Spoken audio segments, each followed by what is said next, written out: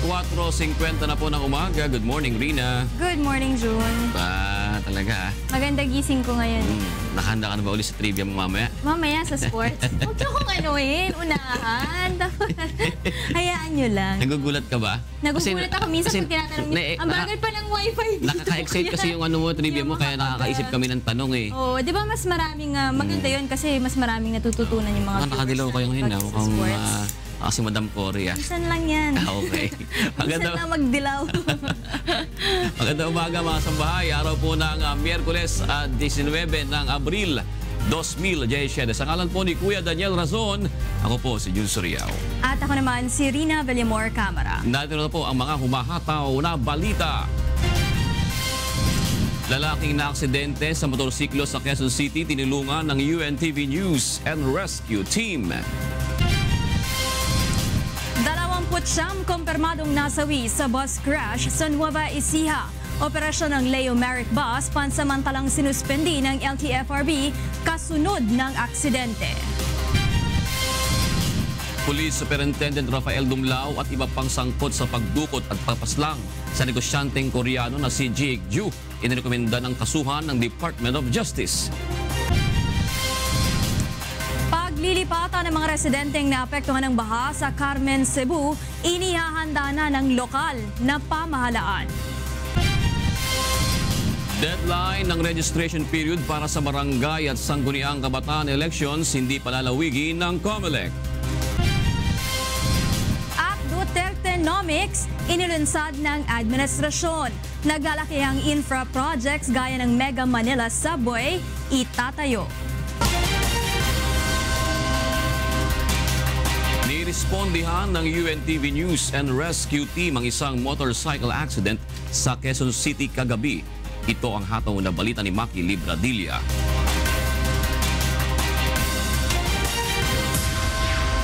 Hindi makatayo ang lalaking ito matapos bumangga ang minamanehong motorsiklo sa isang jeep sa West Avenue kagabi. Bukod sa mga gasgas sa iba't ibang bahagi ng katawan, iniinda ng biktima ang pananakit ng batok. Agad namang nilapatan ng UNTV News and Rescue Team ang biktimang kinilalang si Ed William Sevillelo. Matapos malapatan ng paunang lunas ay agad nang isinugod sa Capitol Medical Center ang biktima. Kwento ng driver ng jeep na si Maki Nunez, nasa maling lane ang motorsiklo. Yung motor galing po sa kabilang lane. Tapos bigla po siyang pumasok ng biglaan, tapos sa iba po siya nakatingin. Tinignan ko lang po siya, sabi ko wag ka pong gagalaw sir. Pipilit niyang tumayo, sabi ko wag ka pong gagalaw. Ayun po yung sabi ko sa akin. Sabi ko magantay lang po tayo ng ambulansya. Tinangkapan niyang magpreno subalit inabot pa rin siya ng motorsiklo. Sa lakas ng pagkakabangga, nawasak ang harapang bahagi ng motor. Mula sa Quezon City, ako si Maki Libradilla, humahataw sa balita. Naglabas na ng preventive suspension order ang Land Transportation Franchising and Regulatory Board laban sa operator ng Leo Merrick Bus. Ito ay matapos ang aksidente na kinasangkutan ng isang bus nito kahapon sa Caranglan, Nueva Ecija.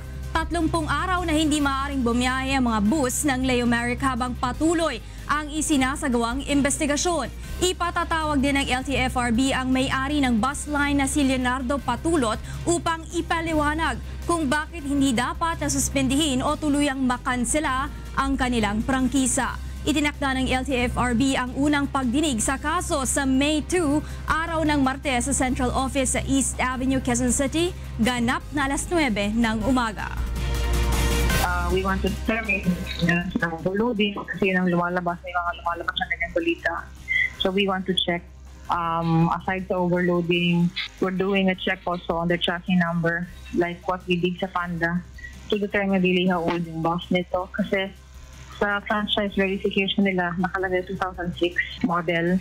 But we just conducting due diligence. Kasi kahit gaano kagaling yung driver natin, wala silang say kung talagang faulty na yung kanilang mga sinasakyan. Inirekomenda ng Department of Justice na makasuhan sina Police Superintendent Rafael Dumlao at iba pa na umunoy mga sangkot sa kidnapping at pagpatay sa Korean businessman na si Jake Ju. Ito ang hataw na balita ni Nel Maribohok. Inilabas na ng Department of Justice ang resolusyon nito sa kaso ng Korean businessman na si Ji Ik-ju na dinukot at pinatay sa loob mismo ng Campo Crame noong October 2016. Base sa 50 pahinang resolusyon ng DOJ, pinakakasuhan sina Police Superintendent Rafael Dumlao III at Jerry Omlang bilang mga pangunahing akusado sa pagdukot at pagpaslang kay Ju. Maging ang retiradong pulis na si Gerardo Santiago bilang accessory sa krimen ay kasama rin sa rekomendasyon ng kasuhan. Pinagtibay din ng prosecution panel ang resolusyon noong January 17, 2017 kung saan ang mga akusado na sina SPO3 Ricky Santa Isabel at SPO4 Roy Villegas na may probable cause laban sa kanila sa kaso ng kidnapping for ransom with homicide. Bukod pa rito, pinasasampahan rin ng reklamong carnapping sina Santa Isabel, Dumlao, Omlang, Villegas at ilang John Does dahil sa pagkuha ng Ford Explorer na narehistro sa Wontech Philippine International Corporation para sa paggamit ni Ju. Samantala, pinadidismiss naman ng DOJ ang reklamo laban kina Ramon Yalung, Attorney Ricardo Diaz, Attorney Jose Yap, Roel Bolivar, Police Superintendent Alan Macapagal, Christopher Grunberg, Epifany Gotera, Teodelito Taripe, Kevin Enriquez, Robert Tobias at Bernard Maraya dahil sa kawalan ng probable cause. Mula sa Maynila, ako si Nel Maribuhok, humahataw sa balita. Plano na ng pamahalaang panlalawigan ng Cebu ang gagawing relokasyon sa mga residente sa flood-prone areas sa Cebu. Partikular na dito ang bayan ng Carmen na binaha dahil sa bagyong Krising. Ito ang hataw na balita ni Gladys Toabi. Nag-inspeksyon kahapon sa bayan ng Carmen sa Cebu si Governor Hilario Davidio III upang tingnan ang kalagayan ng mga residenteng naapektuhan ng bagyong Krising noong weekend. Ayon sa gobernador, inihahanda na nila ang lugar na paglilipatan ng mga nawalan ng tahanan. So there's an area there nga nakita ni Mayor Villa more nga ideal for relocation. So magkasinabot ni, we already agreed the principle nga ato dito. But first we have to prepare the area, no? Ngunit marami sa mga residente ang nais pa ring manatili sa kanilang mga bahay sa kabila ng pagbaha na ikinasawi ng 10 individual. Balay sa akong mama kay di man niya gusto pabiyaan ni among balay. Kaya iya bayaning kwarta jud. So dapat ug diin siya aram nang pod mi. Mas mag-iingat na lang umano sila at agad lilikas kapag muling binaha ang kanilang lugar. Sa tala ng Provincial Disaster Risk Reduction and Management Office, tinatayang 10,000 residente sa Carmen ang naapektuhan ng nagdaang bagyong Krising. Una nang nabigyan ang mga ito ng ayuda gaya ng relief packs at burial assistance sa mga namatayan ng kaanak. Noong Lunes ay nagdeklara na ng state of calamity ang lungsod upang magamit ng pamahalaang lokal ang pondo para sa mga naapektuhan ng bagyo. Mula sa Cebu, ako si Gladys Tuabi, humahataw sa balita. Pinawi ng Philippine National Police ang agam-agam ng ilan na posibleng nabayaran ang mga pulis na nagbantay sa nakatakas sa big-time drug dealer na si Jun No. Ito ang hataw na balita ni Grace Casin. At the time of his escape, ang perang hawak ni Juno is 3,000 pesos lang. So, napaka-imposible na niya na bayaran yung guard. Ito ang pahayag ng PNP Drug Enforcement Group nang makatakas ang big-time drug dealer na si Jun No noong Sabado ng umaga April 15 matapos humailalim sa operasyon. Ayon sa PDEG, kusang sumuko sa PNP Criminal Investigation Detection Group o CIDG ang 2 pulis na bantay ni Jun No. Ito ay sina SPO2 Michael Macarubo na tauhan ng PDEG at IO2 Ernie Eugenio ng PIDEA. Imposible na rin anyang magkaroon pa ng ugnayan si No sa kanyang mga kagrupo upang humingi ng tulong at pera para makapagtago. I don't think makukuha niya yung pera niya ngayon dahil nakabantay nga yung ating mga tao sa pwede niya puntahan. Binabantayan na rin ngayon ng PNP ang mga lugar na maaari nitong puntahan dito sa Metro Manila. Doon sa cellphone na na-recover natin sa kanya, he is a major supplier in the Ermita area. Si No ay kilalang supplier ng mga party drugs at naaresto ng PDEG noong April 5 sa Pasay City. 3 tracker team na ng PNP ang binuo para hanapin ang tumakas na suspect. Mula rito sa Camp Crame, Grace Casin, humahataw sa balita. Puntahan na po sa Radio La Verdad, 13:50 with Attorney G. Bet at Jocas. Good morning. Morning, June. Magandang umaga. Yan. Tinatalakay namin yung yung Aksidente sa Nueva Ecija. 32 na as of kagabi ang patay. Deklaradong patay. Kaya kayong dalawa, dahil mga nagmamaneho kayo, mag-ingat kayo palagi sa pagmamaneho. Maaga nga daw pupunta ngayon doon. Baka nandoon na sila yung sa LTFRB. Yung spokesperson doon dahil i-inspectionin nga yung lugar. Tama si Rina, sabi niya overloaded kasi mga around 45 lang daw dapat yung sa bus. Around 80 yung sakay.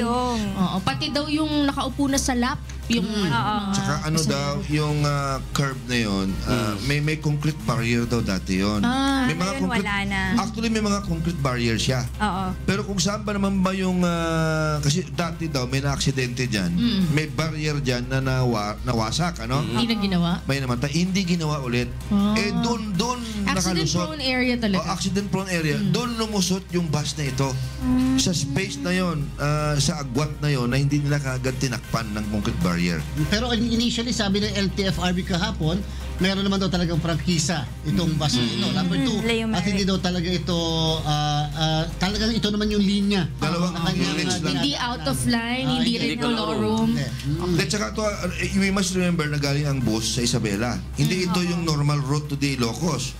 Magkakat ito sa Nueva Vizcaya and part of Nueva Ecija, doon nga na-aksidente, lulusot doon sa may bandang norte. So hindi ito yung yung well-traveled na ruta. Parang shortcut ito sa mga taga Isabela, nagtatraverse ito papuntang Ilocos Norte. So malamang ang biyahe nito hindi madalas.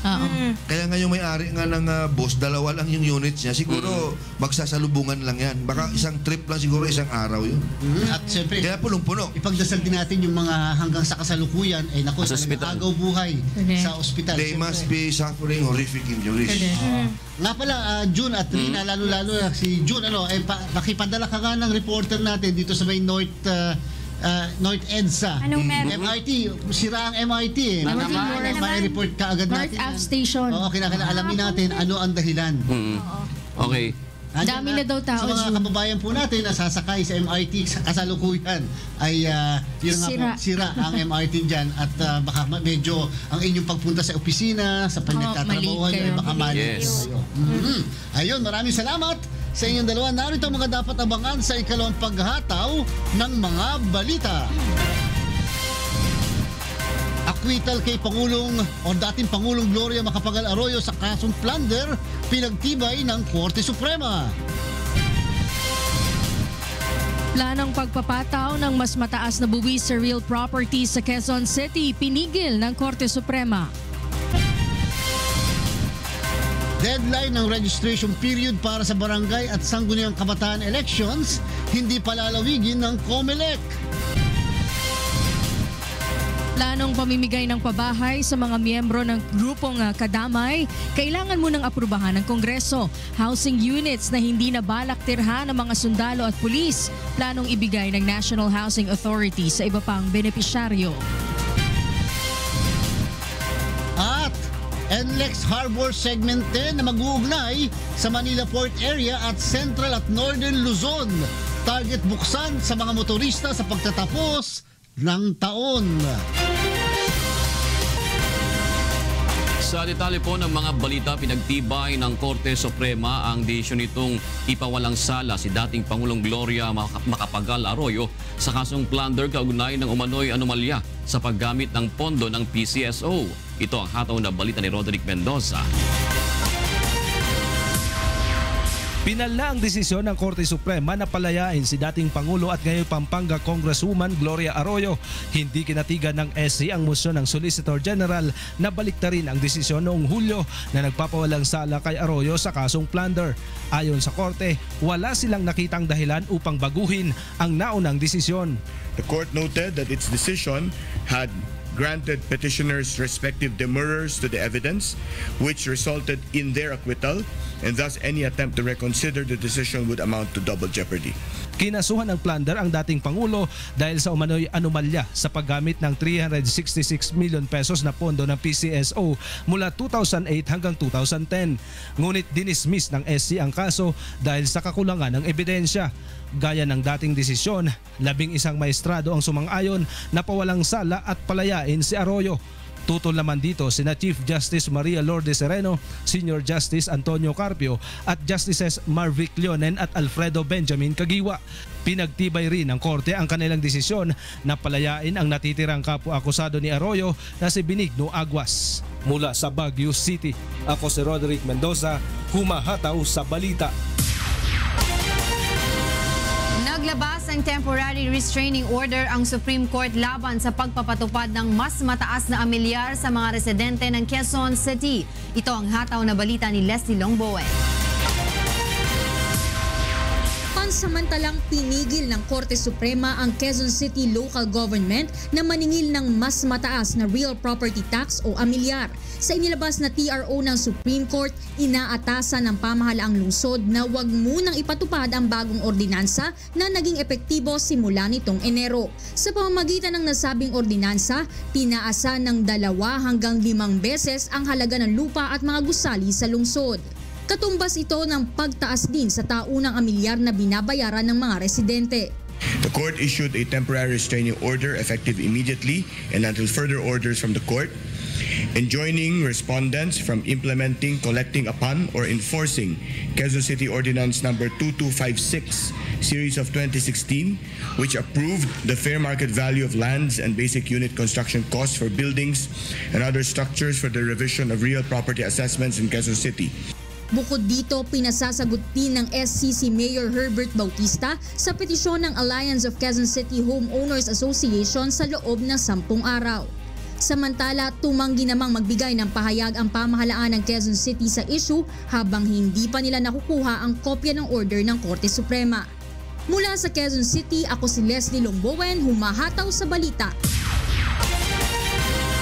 Iniimbestigahan na ng Bureau of Customs ang operasyon ng umano'y pinaarkilang eroplano sa local tourist ng Skyjet Airlines Magnum Air Incorporated.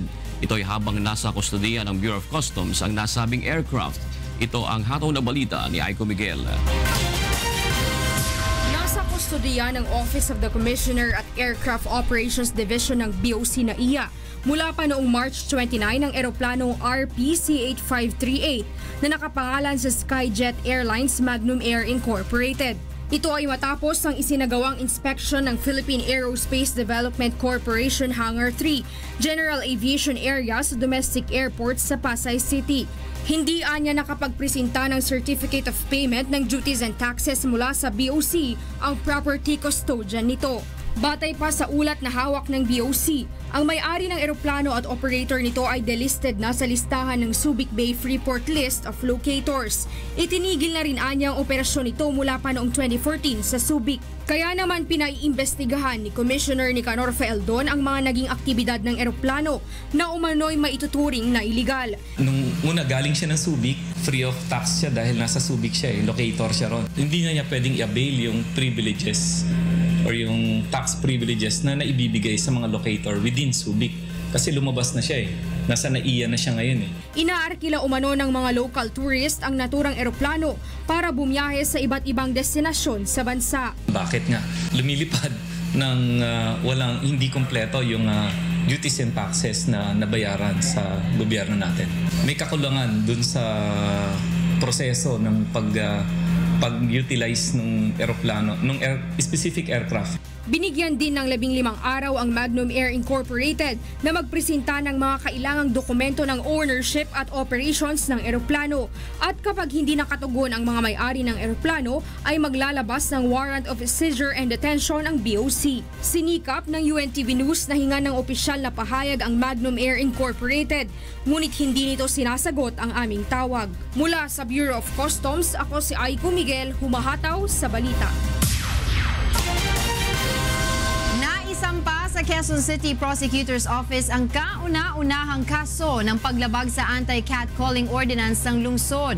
Ito'y matapos magsampa ng reklamo ang anak ni DENR Assistant Secretary Romel Abisamis. Ito ang hataw na balita ni Monokso. Isang Uber driver ang nahaharap ngayon sa kasong sexual harassment matapos na bastusin umano ang anak ni DENR Assistant Secretary Romel Abisamis. Ayon sa salaysay ng biktima, sinabihan siya ng Uber driver na si Juanito de Andres Bornilio na nais niyang mag-apply bilang family driver kahit walang sweldo upang maisama niya ito sa panonood ng pelikula. Tinanong rin umano siya ni Juanito kung meron siyang boyfriend at pwede daw sila gumawa ng maraming bata dahil maganda siya. Ayon kay Asik Abisamis, nakakabahala ang ganitong mga pangyayari. Dapat talaga kinukorek yung mga ganyan na hindi lahat ng pasahero ay pwede nilang ang dating dyan parang bastos. No?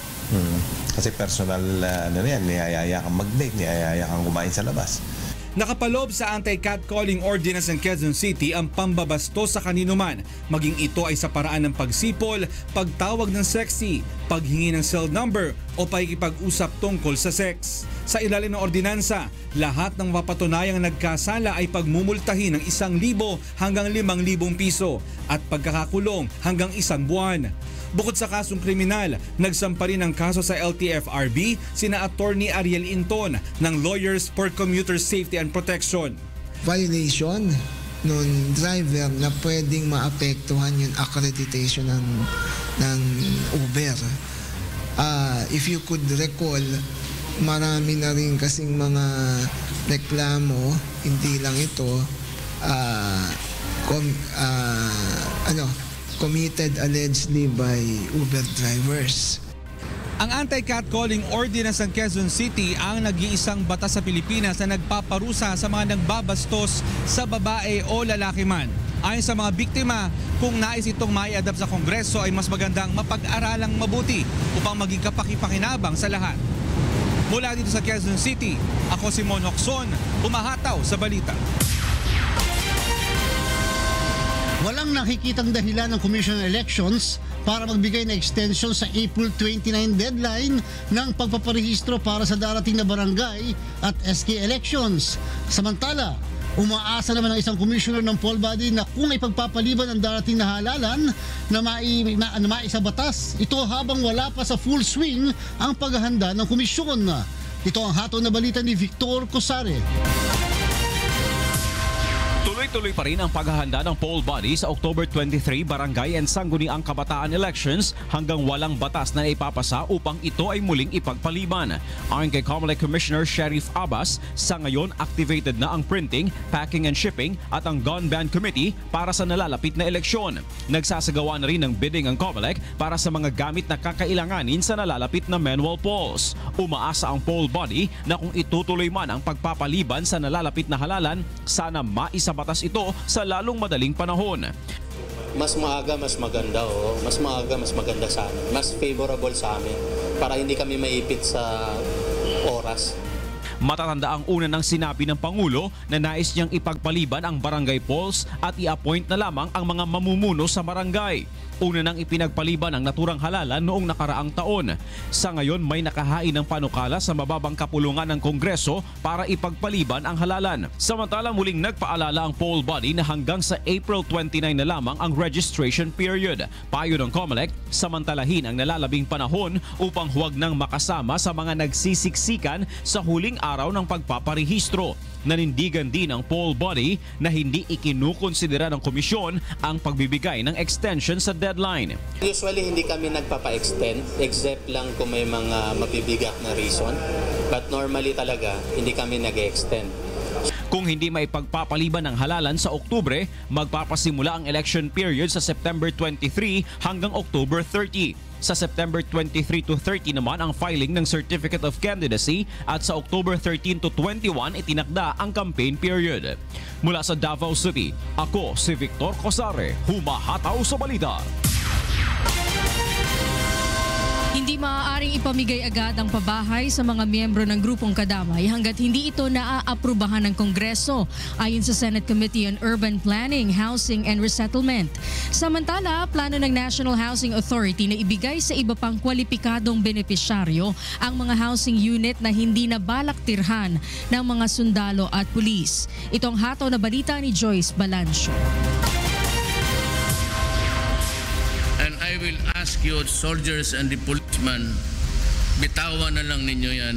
Ibigay na lang natin sa kanila. Total mahirap sila. Huwag na lang natin guluhin yung mga tao dyan kasi lumalaban eh. And their only sin is just really mahirap rin sila kagaya natin.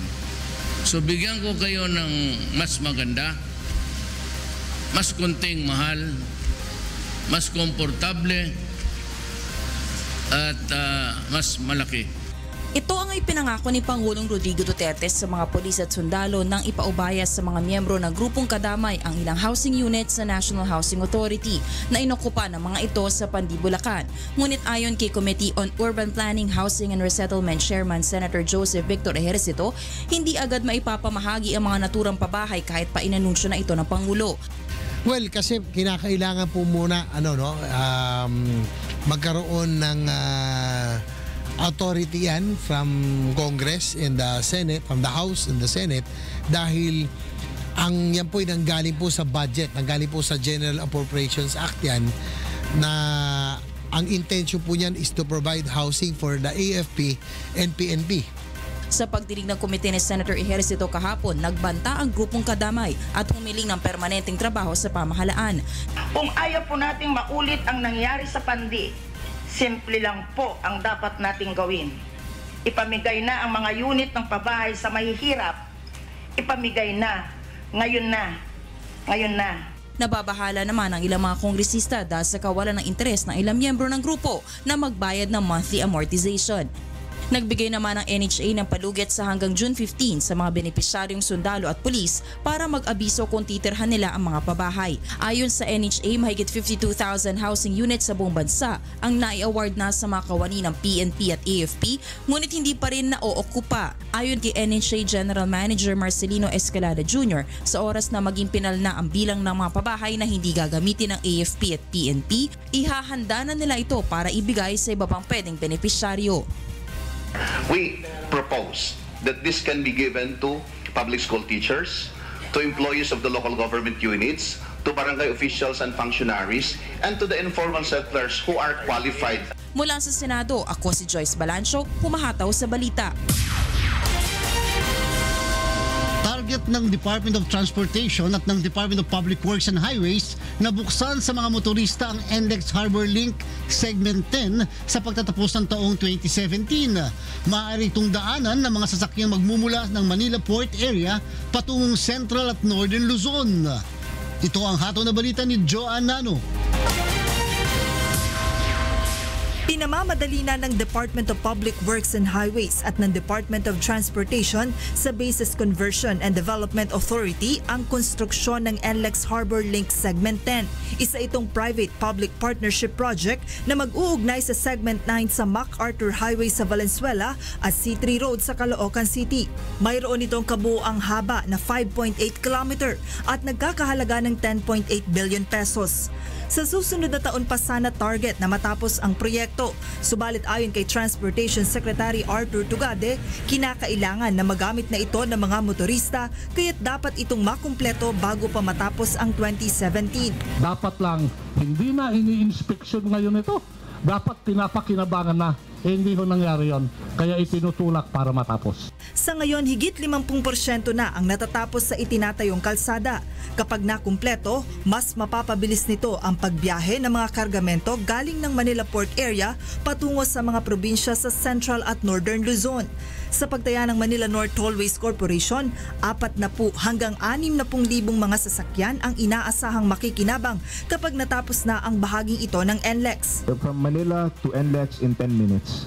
At ang kagandahan po nito project na to, galing yung mga trucks na galing po sa port ay pwede nang dumiretso, gagamitin nila yung Harbor Link para dumiretso sa NLEX. So mababawasan po ang congestion sa EDSA at sa C5. Patuloy namang inaasikaso ng DPWH ang 1.7 km right-of-way acquisition sa mga lugar na tatamaan ng proyekto. Bagaman nasa 8 buwan na lamang ang nalalabi, kumpiyansa ang mga opisyal na mapapakinabangan na ito ng mga motorista bago pa matapos ang taon. Mula sa Caloocan City, ako si Joanne Nano, humahataw sa balita. Nahuli ng National Bureau of Investigation ang isa umanong miyembro ng sindikato na nambibiktima ng foreign investors. Ito ang hataw na balita ni Nel Maribohok. Nabisto ng National Bureau of Investigation ang modus operandi ng isang sindikato na ang pangunahin umanong target ay mga dayuang nais mamuhunan sa infrastructure projects ng pamahalaan.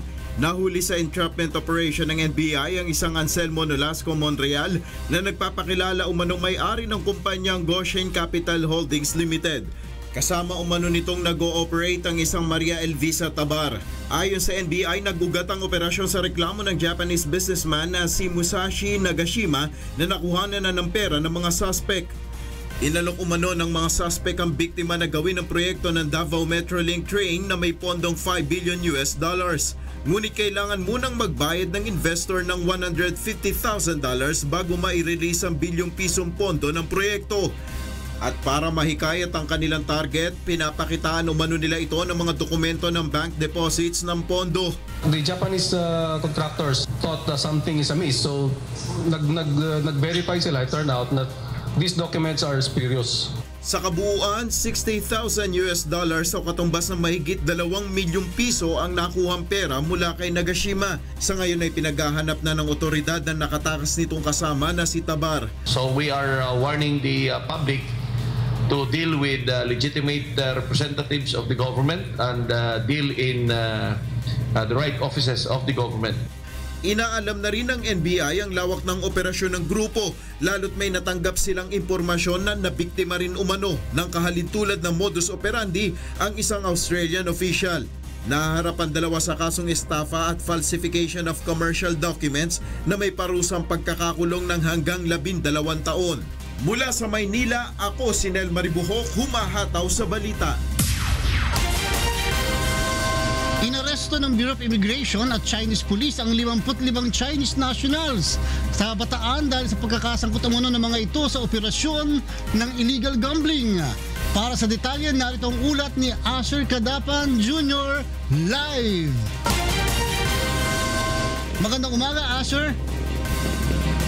Yes, magandang umaga, Attorney G. Dinala na sa tanggapan ng Bureau of Immigration Facilities sa Camp Bagong Diwa bandang alas 3 sa kaninang madaling araw ang 55 Chinese fugitives na nahuli sa Bataan kahapon. Naaresto ang mga ito sa pinagsanib na operasyon ng mga tauhan ng Bureau of Immigration at Chinese Police sa Freeport area sa probinsya. Mayroong nakitang isang opisinang nakaset up sa lugar na tila call center. Ang mga ito ay hinihinalang miyembro ng illegal gambling syndicate at may standing warrant of arrest sa China dahil sa economic crimes. Karamihan umano sa mga ito ay dumating sa bansa noong Pebrero at Marso ng kasalukuyang taon. They were apprehended pursuant to a mission order issued by the Commissioner of Immigration by reason of the official communication that from the Chinese embassy that they are fugitives from justice in China. Attorney G, sa ngayon ay pinoproseso na ang mga dokumento ng mga nahuling Chinese nationals para sa deportation ng mga ito. Mula sa Maynila, ako si Asher Cadapan Jr., humahataw sa balita. Maraming salamat, Asher Cadapan Jr. mula sa Maynila. Mga karagdagang balita, bumisita lamang sa aming website na untvweb.com. At abangan sa ikatlong paghataw ng mga balita.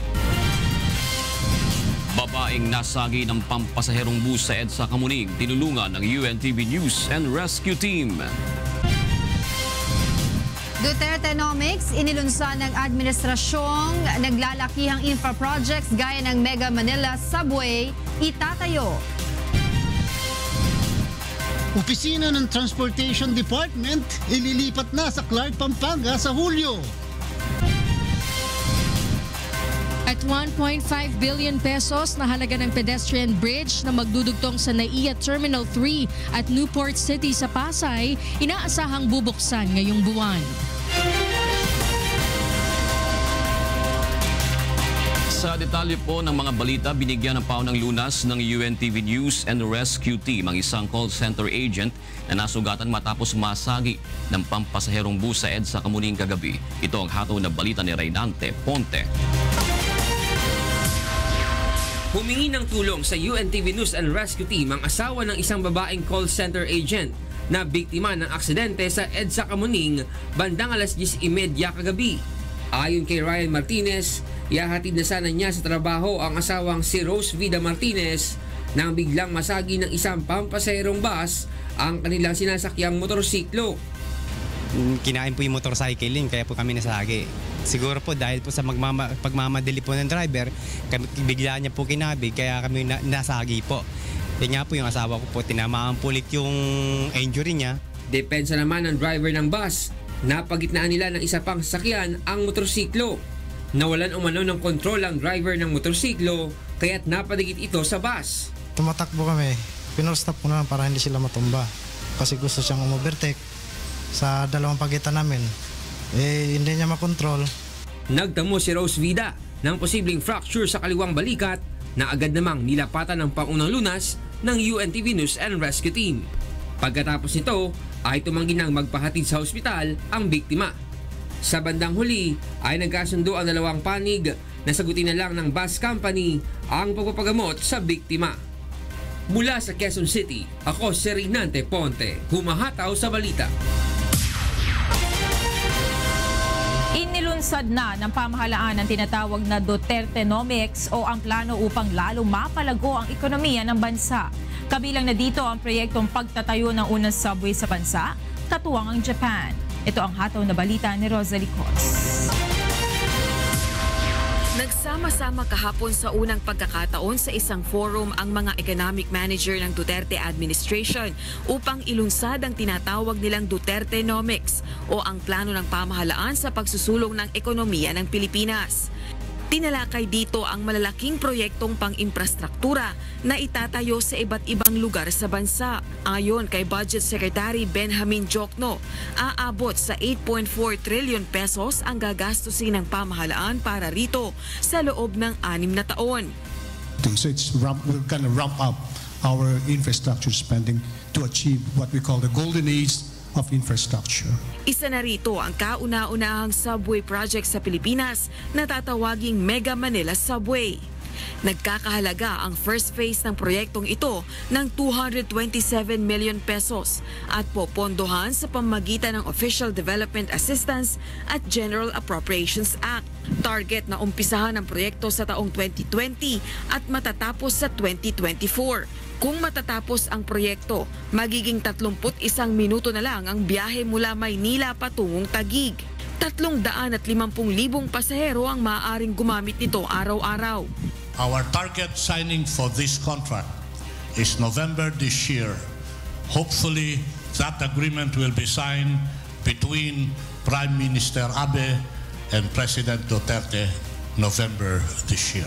Bukod dito, highlight din ng kasalukuyang administrasyon ang 2,000 kilometrong Mindanao Railway Project kung saan ang first phase ay mag-uugnay sa Tagum, Davao del Norte at Davao del Sur. Karamihan sa mga malalaking proyekto ay target na matapos sa loob ng termino ni Pangulong Duterte. Humiling naman ang tiwala sa publiko ang mga miyembro ng gabinete sa pagpapatupad ng mga proyekto sa ilalim ng Duterte administration dahil aminado silang ambisyoso ang mga proyekto. May portal din na maaaring suriin ng publiko hinggil sa mga proyektong ito bilang bahagi ng transparency program ng pamahalaan. Mula sa Pasay City, ako si Rosalie Cos, humahataw sa balita. Inilunsad kagabi ang Runway Manila na isang pedestrian bridge na nagdudugtong sa Ninoy Aquino International Airport Terminal 3 at Newport City Business Hub sa Pasay City. Inaasahang bubuksan ito sa publiko ngayong buwan. Ito ang hataw na balita ni Mirasol Abugadil. Magandang balita para sa mga commuter mula at patungo sa Ninoy Aquino International Airport. Malapit nang magamit ang 220-meter pedestrian link bridge na tinawag na Runway Manila na maaaring daanan ng mga pasahero ng eroplano sa NAIA Terminal 3. Ang 1.5 billion pesos na halaga ng air-conditioned pedestrian bridge na nagdudugtong sa Terminal 3 at Newport City sa Pasay ay kayang mag-accommodate ng 2,000 tao. Walang bayad ang pagdaan dito at PWD-friendly dahil sa mga walkalators at elevators. Ayon kay DPWH Secretary Mark Villar, inaasahang malaki ang maitutulong ito upang mabawasan ang volume ng pedestrian at mga sasakyan sa paligid ng airport terminal. Sinimulan ang konstruksyon nito noong Disyembre na pinondohan ng Alliance Global Group Incorporated. This is just the beginning. This is just one of many projects. This project was done so quickly and it is the highest economic return for government. The economic return for our government for this project is infinity because it didn't cost us anything. So napakaganda ng return natin dito. Runway Manila not only provides a secure and convenient connection that will help ease vehicular and pedestrian traffic to and from NAIA 3. It will also serve as a link to the thrills of the Philippines and more. We are actually underscoring what President Duterte would like to do with projects. Planuhin mo, umpisahan mo, at tapusin mo. And so ngayon, meron tayong project na tapos. Bubuksan ang Runway Manila sa publiko ngayong buwan. Ako si Mirasol Abugadil, humahataw sa balita.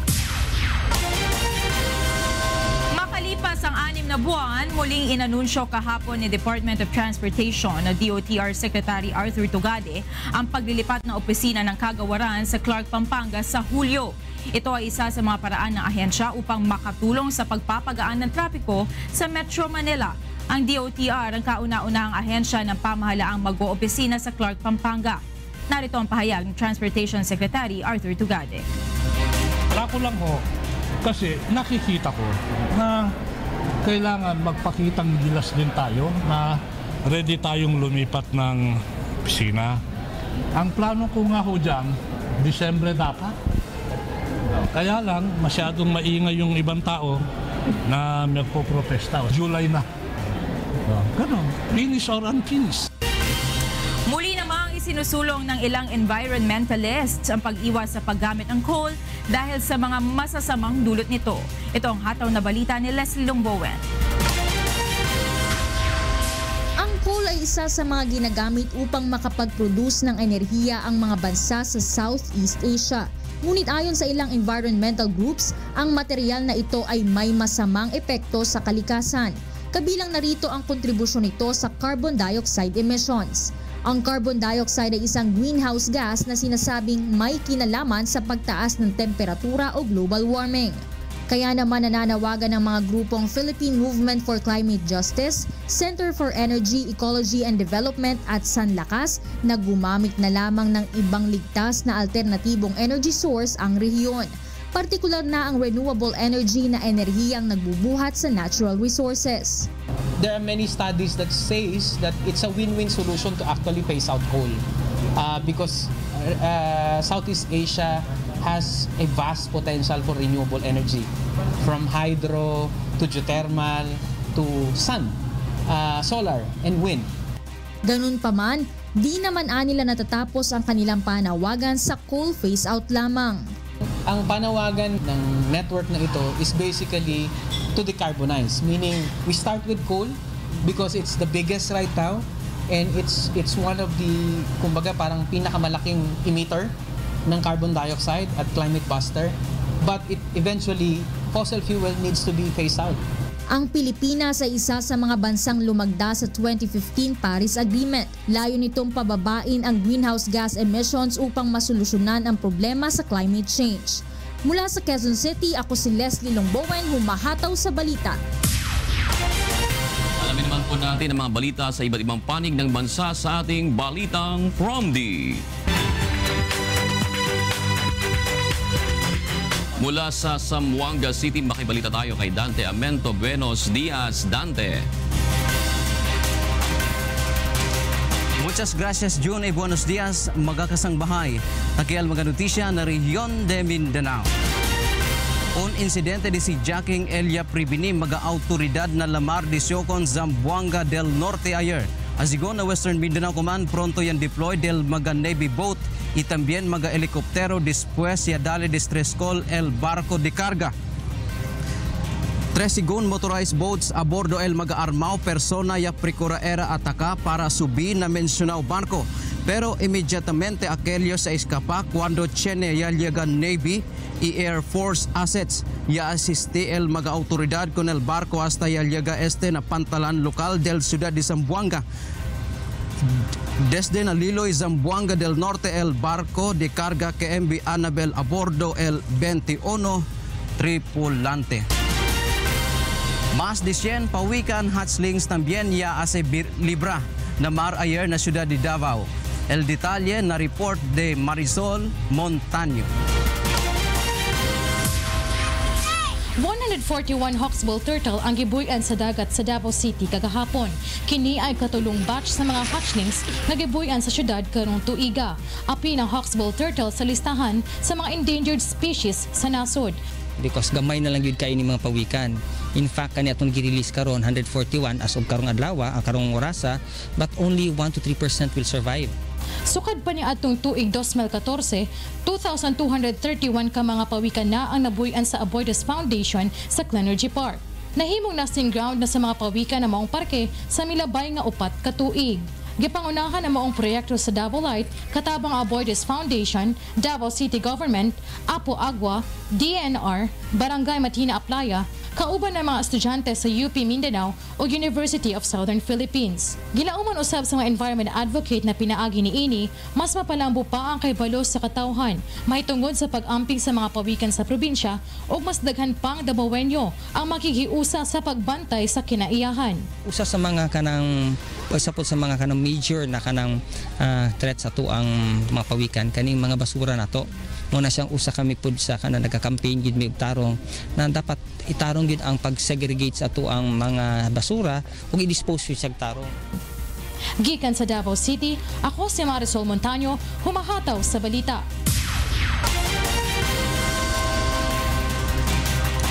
Na otro noticia, ya subía na 5 persona el muerto mientras 10 el herido en ya sucede explosión na 80 de gas na ciudad de Davao del semana pasado. Takel report de Victor Cosare. Sumala pa sa Bureau of Fire Protection, 5 na ang kumpirmadong namatay sa nahitabong gas store explosion sa Bangkal, Davao City atong miaging semana. Kagahapon gikabsan sa kinabuhi ang caretaker sa tindahan nga si Cristito Fuertas. Apan una na nga mipanaw bago si Cristito ang iyang 4 ka mga anak nga sila Christy, Cristal, Cristito Jr. o Christine Keisha. Namatay usab sa maong insidente ang batang gisabak sa live-in partner ni Cristito nga si April Joy. Unom sa mga nangaangol sa maong pagbusikad ang nakagawas na sa ospital, apan 4 pa sa mga biktima ang nagpabilin paghihapon sa Balay Tambalanan. Padayon pang ginasuta sa Davao City Fire District ang hinungdan sa nahitabong pagbusikad. Apan una nang giasoy sa mga otoridad nga posibleng adunay leakage ang pipila ka mga tangke sa LPG. Hindi natin na-interview yung sa to na namatay na yung caretaker doon na si Cristito. So hindi natin nakuha yung side niya kung ano talaga yung naka-trigger doon sa explosion. Nadamay usab sa insidente ang 4 ka mga establishmento nga duol sa maong tindahan. Gibana-bana nga mukabat sa 1 ka milyon ang damyo sa insidente. Pahingmangno sa BFP, kinahanglan kanunay mag-amping sa paggamit sa LPG aron malikayan ang susamang panghitabo. Halimbawa nag-leak yung natin LPG, ang gagawin lang natin is wag tayong mag-attempt na mag-switch ng ilaw natin. Kung nakasindi man yung ilaw natin, wag din natin i-off. The same lang din yung effect niyan. Kasi pag mag-switch on and off tayo, ang diyan magkaroon ng sparks. Then wag din tayong ng open flame, kandila, posporo, kasi ganun pa rin magkaroon pa rin ng explosion. Gikan sa Davao City, ako si Victor Cosare, humahataw sa balita.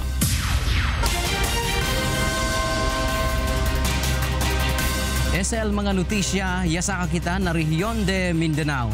Desde aquí na Ciudad de Zamboanga, Vera contigo otra vez, June. Gracias, Dante Amentu. Wala naman po sa Calamba, Laguna. Alamin natin kay Sherwin Kulubong ang mga balita sa Luzon. Good morning, Sherwin. Good morning, June. Good morning sa ating mga kasangbahay. Narito ang mga balita sa Luzon Region. Arestado ang isang pulis sa Antipolo, Rizal matapos mahuli sa akto na gumagamit ng ipinagbabawal na gamot. Narito ang report ni Jenica Cruz. Muling nagbabala si Police Superintendent Albert Eraskin Ocon, ang acting director ng Rizal PNP, sa mga pulis na patuloy pa rin gumagamit ng ipinagbabawal na gamot. Ito ay matapos na maaresto kahapon ng hapon ng isang pulis Pasig na naaktuhan sa isang PAT session sa Barangay San Jose, Hinapaw, Antipolo, Rizal. Kinilala ang suspect na si SPO2 Roman Domingo Jr. na kasalukuyang nakatalaga sa Eastern Police District. Ayon kay Police Senior Superintendent Ocon, may nagbigay sa kanila ng impormasyon na may pulis na gumagamit ng ipinagbabawal na gamot sa lugar, kaya agad nila itong pinuntahan. Nung pinasok na yung isang compound, nagtakbuhan itong mga gumagamit na ito. Pero ito ang si SPO2 Domingo, dahil nakagamit na nga ng drugs, dahil mayroong kataasan yung bakod, hindi na siya nakaalis at siya nahuli na ng ating mga operatiba. Nakumpiska kay Domingo ang ilang drug paraphernalia at ilang pakete ng hinihinalang shabu. Todo tanggi naman ng suspect sa mga paratang sa kanya. Posibleng maharap ito sa kaso administratibo at kriminal. Ito ay kakasuhan natin ng violation ng section mayroong sa drug use, at kung mayroong pang mapapatunayan na ibang kaso sa kanya. Mula sa Taytay, Rizal, ako si Jenica Cruz, humahataw sa balita.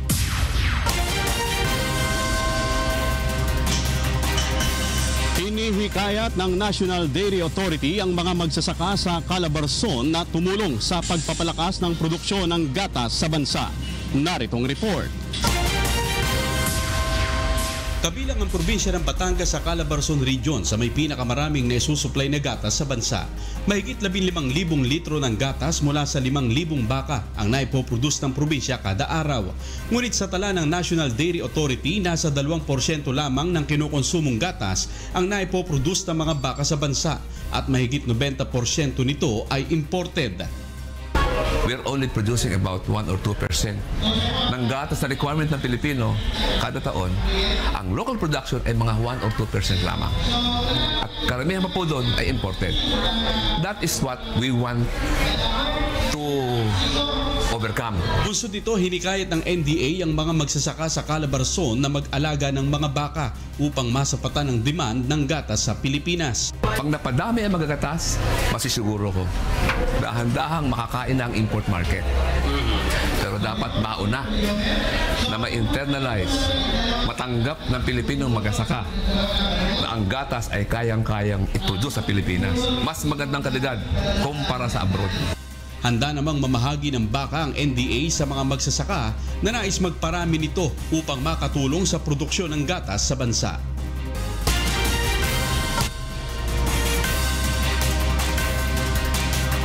At yan ang mga balitang nakalap sa Luzon Region. Balik sa iyo, June.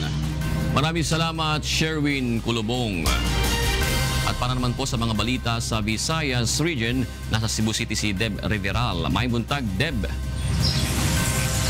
Yes, daghang salamat June ug maayong buntag sa atong mga kasangbahay. Aniya na ang mga balita gikan sa nagkalain-laing bahin sa Visayas.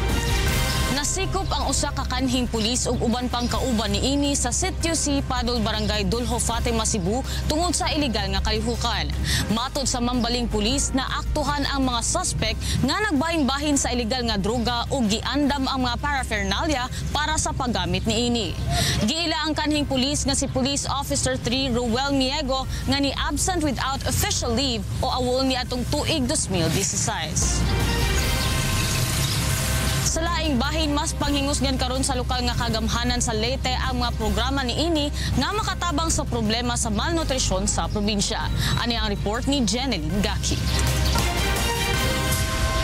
Papanalinguhaon hit lokal nga panggobyernohan ng Leyte nga maging timos nga ordinansa naging panukala nga programa para ang mga bata nga malnourished sa probinsya. Has survey nga ginhimo ang Department of Science and Technology, Food and Nutrition Research Institute sa Eastern Visayas sa 2015, 41.7% o usa hatutulong nga bata nga lagidad 5 ti paubos indiri natubo. 8.4% liwat o usaha 12 nga mga bata anhamubo ang timbang para ira edad. Ang child malnutrition inusa nga pinakaimportante nga gintututukan ng probinsya tungod nga padayon ang paghataas ang kaso hini. Mas grumabi pa kuno ini nga naduganganan matapos ang Super Typhoon Yolanda hadtong 2013. Through legislation to become permanent in the province of Leyte, then we hope budgetary allocations for it will be permanent as well. It's a subject of any public hearing that will be discussed among the stakeholders. Hailaro mini nga plano, magkakaada ang lokal nga panggobernuhan hin mga information dissemination kasumpay ang problema ng malnutrition nga kung papaano ini maiiwasan. Magkakaada gihap feeding program ng iba pa nga proyekto. And the cost ng UNICEF is 1% of the total budget. So, kada barito 1% and province 1%. So it will have to be discussed. No? It's not yet law, it's just a bill. It's a proposal. So it will have to undergo a lot of discussion. Tika nga syudad, Tacloban, Jeneline Gakit, humahataw sa balita.